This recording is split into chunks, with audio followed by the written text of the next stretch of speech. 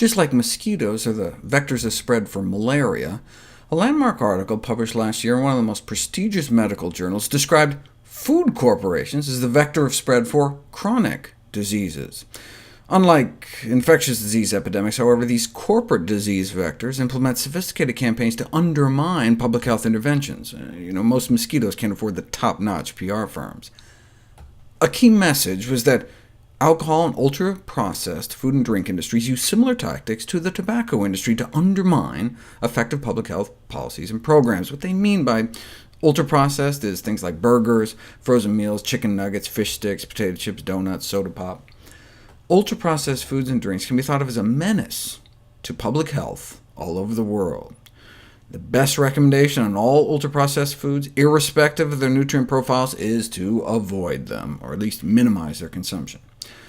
But how is the food industry like the tobacco industry? Well, the first strategy is to bias research findings. For example, Philip Morris implemented the White Coat Project to hire doctors to publish ghost-written confounder studies purporting to negate links between secondhand smoke and harm, publishing biased cherry-picked scientific reports to deny harm and suppress health information.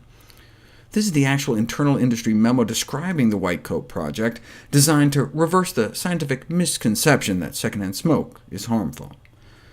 Similarly, funding from these large food corporations biases research. Studies show systematic bias from industry funding, so we get the same kind of tactics from the food industry, supplying misinformation, use of supposedly conflicting evidence, and hiding negative data. The same scientists for hire that downplayed the risks of second-hand smoke are the same hired by the likes of the National Confectioners Association to say candy cigarettes are A-OK as well. Of course, Exponent declared no conflict of interest.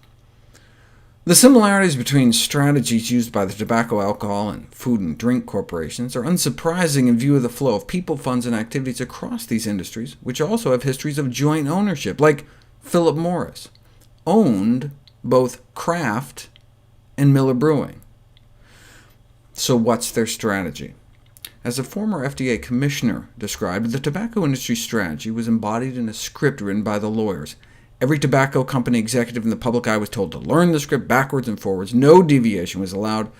The basic premise was simple. Smoking had not been proved to cause cancer. Not proven, not proven, not proven. This was stated insistently and repeatedly. Inject a thin wedge of doubt. Create controversy, never deviate from the prepared line. It was a simple plan, and it worked. Internal industry memos make this explicit.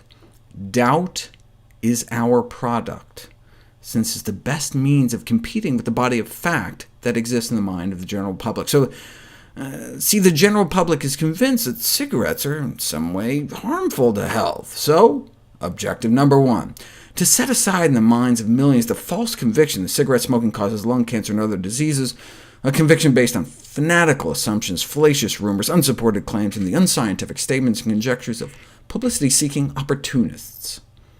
We need to lift the cigarette from the cancer identification as quickly as possible, and to establish once and for all that no scientific evidence has ever been produced, presented, or submitted to prove conclusively that cigarette smoking causes cancer.